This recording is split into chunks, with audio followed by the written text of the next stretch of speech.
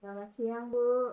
Ya, selamat siang Bu Agung. Terima kasih, Bu, sudah mengizinkan saya untuk melakukan wawancara pada siang hari ini terkait dengan pengambilan keputusan yang Ibu lakukan di sekolah. Ya, ya Agung. Baik, Bu. Jadi selama ini bagaimana Ibu mengidentifikasi kasus-kasus yang termasuk dilema etika ataupun yang termasuk bujukan moral? Jadi terkait kasus dilema etika atau bujukan moral, biasanya saya membedakan keduanya dengan cara, misalkan kalau ada dua kepentingan di mana kedua-duanya adalah hal yang benar atau mengandung nilai kebajikan, berarti itu tergolong dilema etika. Tapi kalau ada pelanggaran hukum di dalamnya atau benar dan salah, itu berarti terkait dengan bujukan moral. Kemudian bagaimana Ibu menjalankan pengambilan keputusan di sekolah, terutama untuk kasus-kasus yang memiliki dua kebenaran ataupun dua nilai kebajikan. Nah, terkait kasus yang kedua-duanya mengandung nilai kebajikan, biasanya itu saya identifikasi dulu masalahnya sehingga tahu siapa saja yang terlibat di dalam kasus tersebut, kemudian nilai-nilai apa saja yang dipertentangkan, kemudian saya mempertimbangkan berbagai solusi, mungkin mencari solusi lain yang sama-sama menguntungkan kedua belah pihak ataupun tidak menguntungkan, artinya meminimalisir dampak yang terjadi di antara keduanya. Luar biasa, Bu, ya. Selanjutnya, bagaimanakah langkah-langkah ataupun prosedur yang Ibu lakukan selama ini? Nah, prosedur yang saya lakukan selama ini sama seperti tadi, Bu. Ketika saya dihadapkan pada suatu kasus, terutama nih ya kasus tentang dilema etika, kan benar-benar itu dua halnya sama-sama benar. Jadi kan butuh identifikasi yang mendalam terkait kasus tersebut agar saya sebagai kepala sekolah tahu siapa saja yang terlibat, kemudian apa namanya, kenyataan-kenyataan atau fakta-fakta yang terdapat di dalam kasus tersebut, kemudian mengidentifikasi dampak jangka panjang maupun jangka pendeknya antara orang-orang yang berkepentingan di dalamnya, kemudian memikirkan solusi apa yang kira-kira bisa kita lakukan terkait kasus tersebut. Seperti yang saya bilang tadi, tentunya keputusan yang diambil nantinya dapat meminimalisir dampaknya dan memperhatikan yang jelas kebutuhan dari peserta didik. Itu lebih berpihak kepada siswa. Kemudian, selama ini apakah hal yang efektif dalam pengambilan keputusan terutama pada kasus-kasus dilema etika? Nah, hal yang efektif terkait kasus dilema etika yang selama ini saya jalankan adalah dengan saya mempertimbangkan dari berbagai sisi atau aspek. Nah, tentunya dalam mengambil keputusan itu kita harus benar-benar berada pada situasi yang benar. Tentunya kalau dihadapkan pada sebuah kasus, kadang-kadang kita merasa marah atau tidak tenang. Nah, kita tenangkan diri dulu, pahami kasusnya. Setelah kita tahu benar-benar kasusnya apa, yang terlibat di sana siapa, terus dampaknya nanti kalau ambil keputusan ini apa, nanti dipertimbangkan dengan matang, baru kemudian mengambil keputusan, dan tentunya perlu juga dimusyawarahkan dengan guru-guru. Itu sih hal yang efektif menurut saya. Berarti harus dimusyawarahkan, Bu, ya. Ya, tentunya kasus yang besar dimusyawarahkan. Selanjutnya, Bu, hal-hal apa saja yang selama ini menjadi tantangan Ibu dalam pengambilan keputusan? Tantangan dalam mengambil keputusan itu tentunya terkait kasus dilema etika itu, tentunya setiap keputusan itu tidak ada yang sempurna, Bu, ya.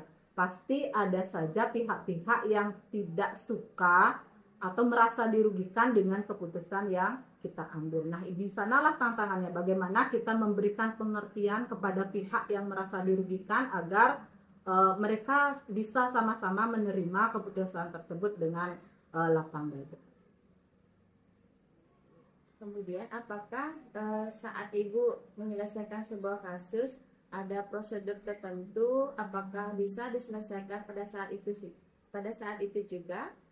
Nah, terkait penanganan kasusnya, kita lihat dulu kasusnya. Kalau memang hal sederhana, bisa langsung diselesaikan di tempat itu. Tetapi kalau masalahnya adalah permasalahan yang kompleks, memerlukan pemikiran yang cukup, mungkin saya akan jadwalkan dulu untuk pertemuannya. Saya atur pertemuannya dengan mengadakan diskusi terlebih dahulu dengan pihak-pihak yang terlibat, dengan guru-guru agar mendapatkan nanti solusi yang terbaik. Artinya kalau kasusnya berat tidak langsung dipecahkan di tempat, tapi dijadwalkan di waktu yang lain. Berarti ada waktu khususnya untuk diselesaikan, Bu ya? Iya, benar.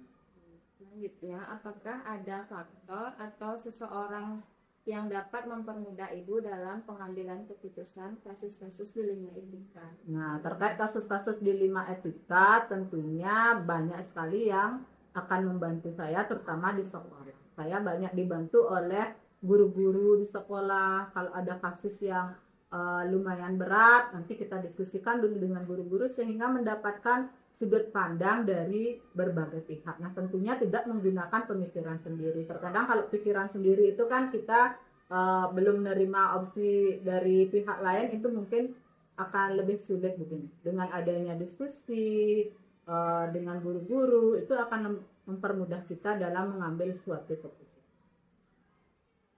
Pertanyaan terakhir nih Bu, dari semua hal yang sudah Ibu sampaikan tadi, apakah ada yang dapat Ibu ambil kesimpulannya mengenai keputusan dalam permasalahan dilema etika?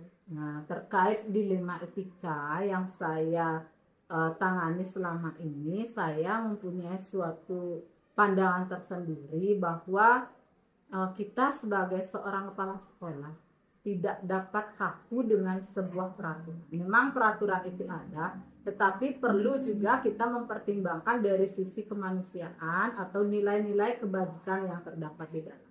Jadi tidak harus sesuai dengan aturan, tetapi juga mempertimbangkan keberpihakan kita kepada siswa. Dan tentunya dalam pengambilan keputusan kita harus lebih berhati-hati, karena untuk mengecilkan dampak negatifnya juga perlu musyawarah dengan Dewan Guru agar dapat keputusan terbaik untuk semua pihak.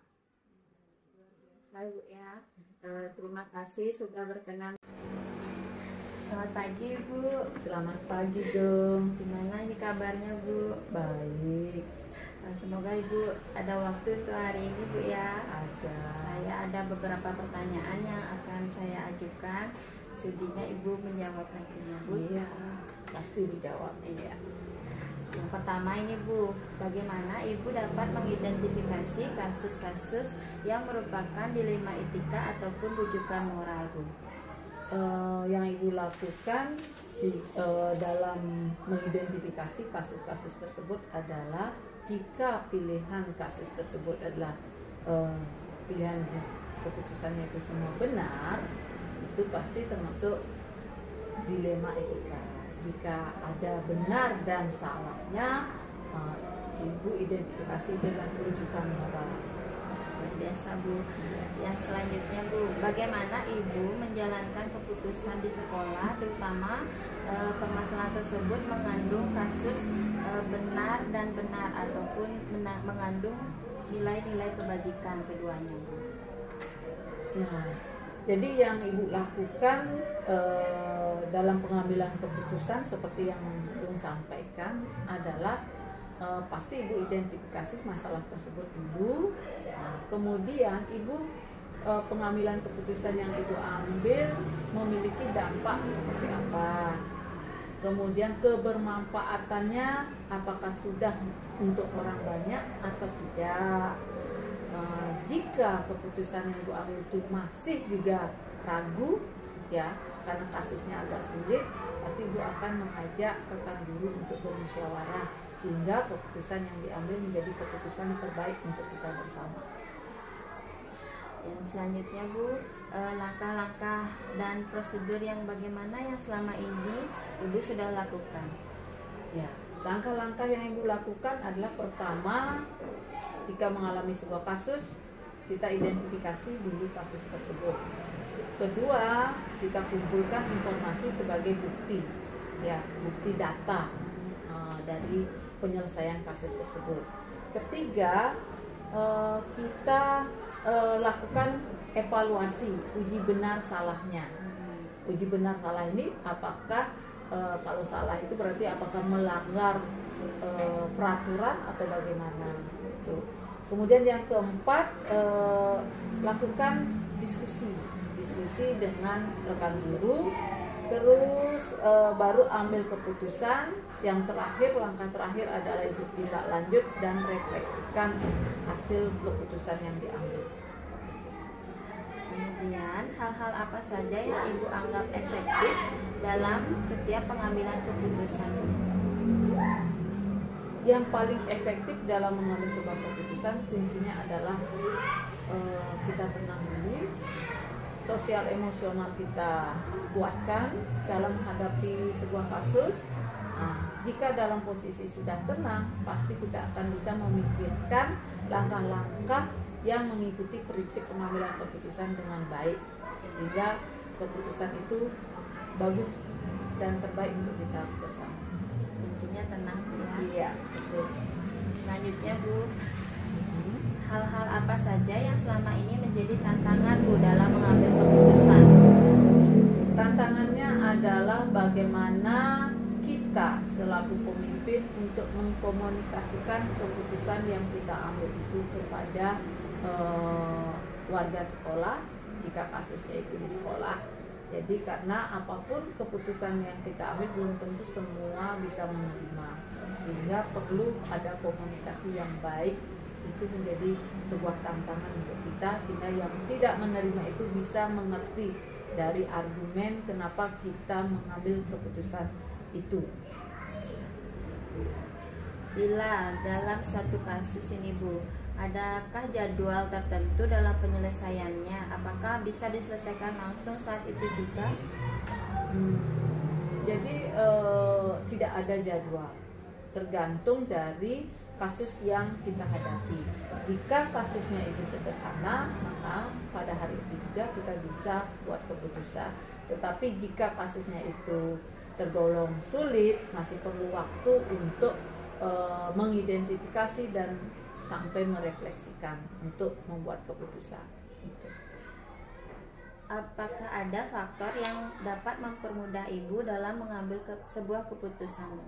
Ya, pasti ada.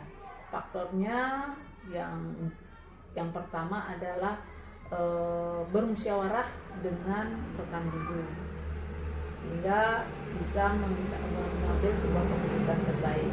Kedua, bisa bertanya dengan orang yang lebih berpengalaman, sehingga mendapat masukan atau kita bisa mempertimbangkanlah seperti itu faktornya. Kita sampai di pertanyaan terakhir Bu ya. Iya. Dari semua yang sudah disampaikan tadi, apakah ada yang bisa ibu ambil tentang pengalaman dalam dilema etika ini? Jadi yang bisa kita ambil dalam menghadapi kasus yang dilema etika maupun rujukan moral, jadi adalah mengambil sebuah keputusan tidaklah gampang, tetapi semakin kita berlatih itu akan menjadi sebuah kebiasaan untuk diri kita dan potensi kita dalam menghadapi sebuah kasus. Ya, kuncinya tenang, pikirkan yang terbaik gitu. Terima kasih Bu ya atas waktunya. Mohon maaf bila saya ada yang kurang berkenan ataupun yang kurang dalam wawancara hari ini. Iya, tidak apa-apa. Pokoknya Ibu doakan sukses selalu untuk Bu. Terima kasih Bu. Ya, sama.